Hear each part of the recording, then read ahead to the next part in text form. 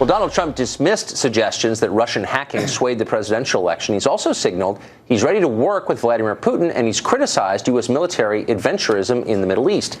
Many Republicans on Capitol Hill, though, have a very different vision of world affairs. And one of the most assertive voices on American foreign policy is Senator Lindsey Graham of South Carolina, who serves on the Senate Foreign Relations Committee. And he joins us here on the set in Washington. Senator, good to see you. Thank you. Congratulations. Well, thank you. Good choice. I'm glad to see somebody got picked for merit. Well, thank you. President-elect Trump has said, basically, we don't want conflict with Russia until we have to, because it wouldn't serve our interests. Gotcha. You have said, and I think I'm quoting, we need to hit them hard. Yes. Why would that serve vital American interests? Great question. Number one, what Russia did in our election did not change the outcome. Donald Trump's the legitimate president. Clinton lost because she was a bad candidate. Trump won because he is the agent of change. It's not because of what the Russians did, but what they tried to do is interfere in our election, and what they're doing all over the world is try to break the backbone of democracy. If you forgive Putin, you're screaming weakness. Remember the red line? You better not cross this red line. If you use chemical weapons, I'm coming after you with Assad. Yes. Obama did nothing. If you forgive Putin for what he's done in our election and what he's doing all over the world, he will be on steroids. And it's the worst possible thing you could do to reset relationships with Russia. You need to smack him in the face. I don't want a war with Russia, but I want them to pay a price for trying to undermine our democracy and what they're doing all over the world to other democracies. So you obviously were here for the debate surrounding the Iran deal. Yes. And you were a participant in that debate, a vigorous participant in that debate. Lousy deal. Yes. So during that debate, the governments of Saudi Arabia and Israel and some of the Gulf states spent millions of dollars trying to influence the outcome of our domestic conversation on that. They spied on us, as you know, and they basically lobbied for their positions on that. Now, we're close to all those countries, and I think we should continue to be, and I think you agree. How is that different? Well, one, you pay lobbyists to represent your interests. Israel does it. A lot of foreign countries come to Capitol Hill hiring lobbyists, say, would you do A, B, or C? What the Russians did is they hacked into a political party. They did it to the Republicans and too. So anyway, the backbone of democracy is political parties.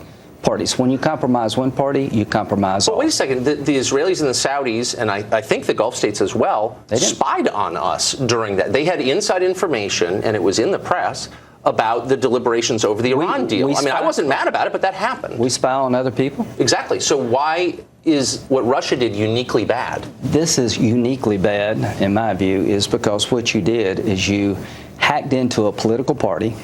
You gave that information to a foreign entity called WikiLeaks, and it was used in a fashion to undermine confidence in our election. That is a red line that you should never allow any foreign entity to cross.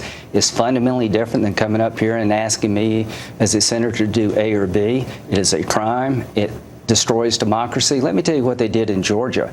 When Georgia invited Crimean parliamentarians to come to a regional conference, they shut down the parliament's website. And Estonia, when they took a statue of Lenin down, the Russians cut off the power in the capital of Estonia. This has to stop. If you give Russia a pass, you're screaming weakness. If you give Putin a pass on this, we'll pay a heavy price because the Iranians and the Chinese are sizing us up. What they did to the Democratic Party, somebody could do to Trump. What if Kellyanne Conway's emails are hacked? Well, sure. I mean, I'm against hacking, but what would you say? Well, I would say that's appalling. Just would you punish that country? I don't know. Any country that breaks into computers in the United States and affects either commerce or politics is bad. The Chinese, as you know, have been doing it for many years. I can't say it any better. They broke into the White House computer system under the Obama administration and shut it down for 2 weeks. No one was suggesting we bomb China. Here's the answer to the world. Don't be like Obama. Don't do what Obama did. Don't give every bad thug and dictator in the world a pass. Make somebody pay a price for undermining our basic way of life. It is now time to reset the relationship with Russia. I've introduced sanctions against Russia that are more hard-hitting than Obama. Obama threw a pebble at Putin. I want to throw a rock. Why wouldn't you throw a rock at the Chinese? Count me in. Sanctions against China? Absolutely. Troops on the border? Count me in. With troops on the border? With who? Sure. With China. I mean, you can put them in borders a lot of countries. They're seizing islands owned by others instead of resolving the dispute through international law. They're actually building military bases Yes. over the island. Trump's right about this. He wants to push back against China. Sanctions are tools in the toolbox. I don't want to go to the war with anybody, but here's what I'll tell you I'm not going to do. I'm not going to continue the weakness we've had for the last 8 years. The best way to get America back in good standing is to have a president who will tell our enemies, you cross us at your own peril, and tell our friends it's okay to be a friend of America. The Baltic states who live in the shadow of Russia are all democracies, members of NATO. They're scared to death of Russia. Georgia and the Ukraine have been dismembered by Russia because Obama sat on the sidelines and didn't do a damn thing about it. Those days need to end. But a lot of Americans are saying that's all true, and nobody's for smaller states being subsumed by larger states or anyone getting bullied. That's good. But if you have, I don't know, a 19-year-old son like I do, why should I be pleased at the prospect of him losing his life to defend Ukraine or Crimea? Here's what I would say. If you join the military, you do so wide open. I don't want a war with Russia, but let me tell you, the last time we let one power, one country in Europe start gobbling up the rest of Europe, we had World War II. Here's what I can tell you. The rule of law means a lot to me. So Putin is Hitler? Is that? He is taking land owned by others by force. Okay. And if you excuse that, where does it stop? I don't know. I mean, China took Tibet. China's taking the South China Sea, as you know. We're not going to war of Tibet. Are you okay with him taking the Crimea and disrupting eastern Ukraine? No, but it's a question of what it's worth to us. I guess it's worth a lot to me. Let me tell you. Okay. Number one, world order means a lot to me. I don't want to live in a world where somebody can take something owned by another just because they can. I don't want to live in a world where people who want to be free are oppressed and kicked around by bullies.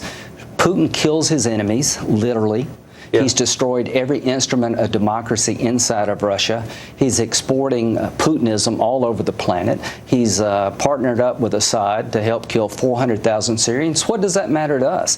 The Syrians who fled Syria because of being killed by Russia, Iran, and Assad, they're going to go throughout the world. I want young Syrians to believe that America is their friend, not their enemy. So Syria was, at the beginning of the Civil War, about 10% Christian, maybe a little bit more. Yeah. If you were to take a poll of Syrian Christians, how profound do you think the support would be for the Assad regime? It's mixed. Assad has played the Christian card to his benefit. He said, I'm here to help Christians.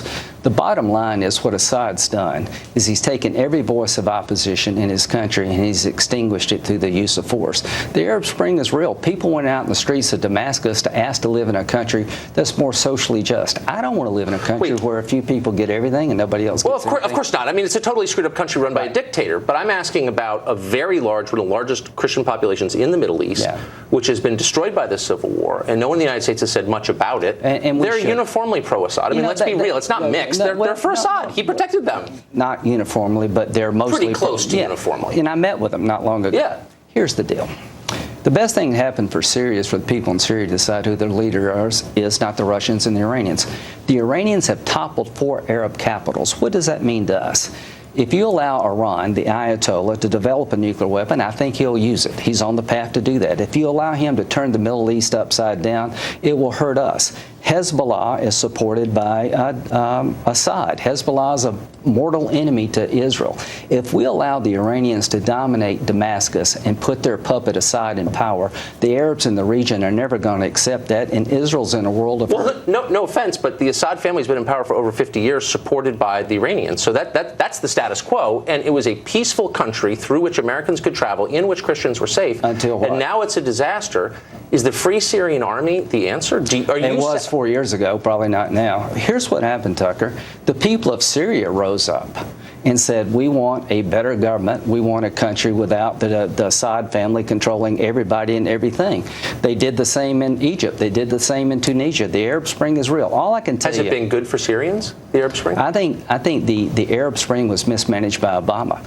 When the Iranian people rose up against the Ayatollah in 2009 and the young lady was out in the street, Obama, are you with them? Are you with us? He said, I don't want to disturb the relationship with the Ayatollah. What would Ronald Reagan would have done? He would have sided with that young girl. So at a moment in time where we could take in the Ayatollah and run him out of his country, Obama gave him a pass. You know what I fear more than the Russians?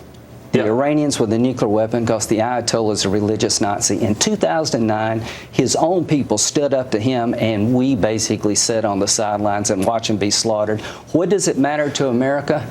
It matters a lot to me that we stand up for freedom, not just for ourselves, but for others. And when it comes to dictators, thugs, and bullies and religious zealots, fight them over there so we don't have to fight them here. We're out of time.